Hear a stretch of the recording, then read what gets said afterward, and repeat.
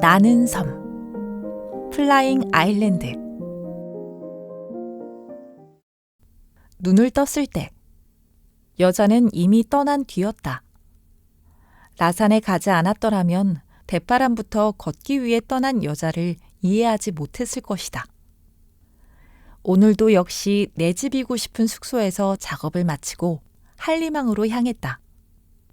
어제 협재해수욕장에서 바로 앞에 떠있던 섬 하나를 보며 굉장히 뜬금없다고 생각했었다.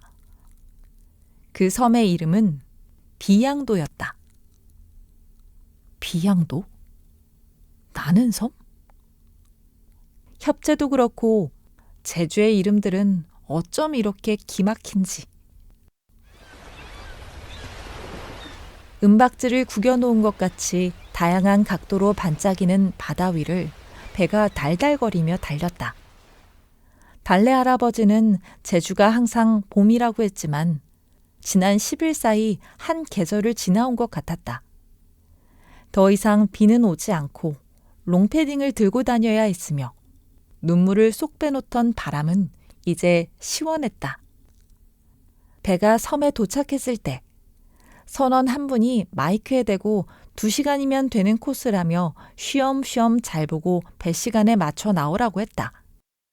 사람들이 줄지어 배를 빠져나왔고 이곳 주민으로 보이는 한 아주머니는 거울인지 문짝인지 모를 넓고 납작한 택배를 오래된 나무 리어카에 실었다.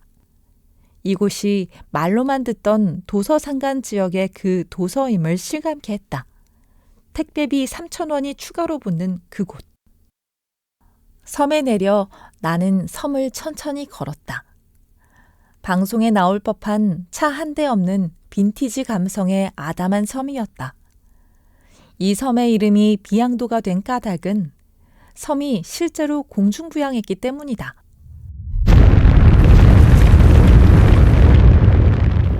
(1002년) 고려 목종 5년 우레소리와 같은 지동과 함께 산이 바다에서 솟아올랐다.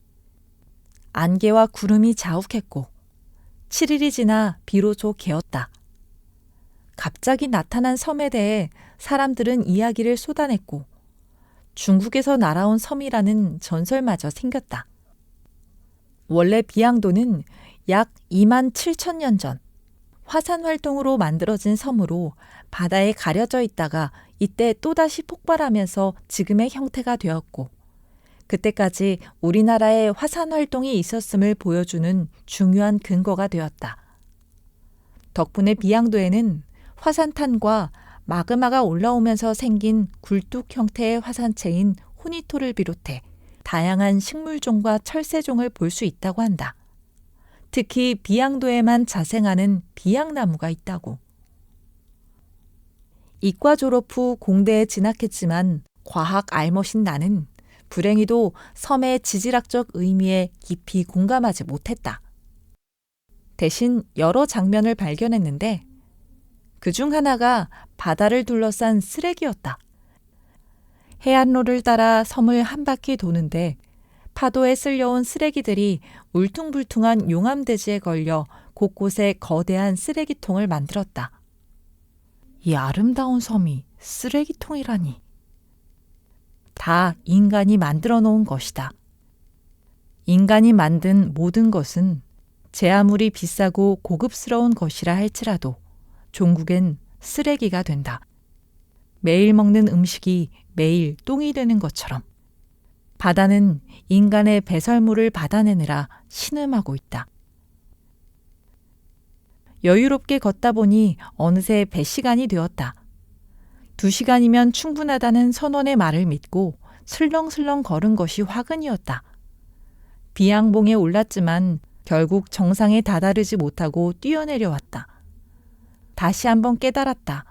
사람들의 속도와 나의 속도는 다르다는 것을. 함부로 타인의 속도를 규정짓지 말아야 한다는 사실을.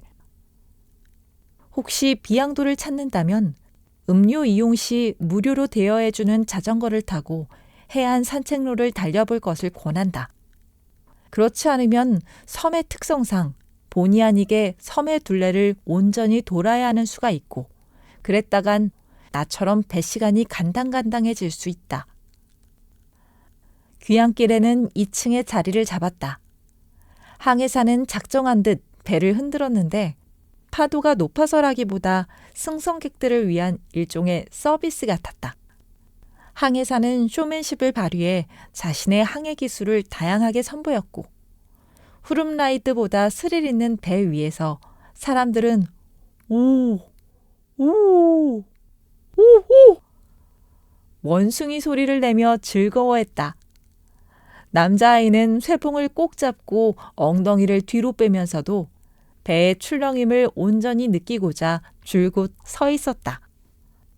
휘청거리는 배 위에서 10여 년 전 신비의 나라 이후 단 한 번도 놀이동산에 가지 않았다는 사실이 떠올랐다. 너무 재밌어.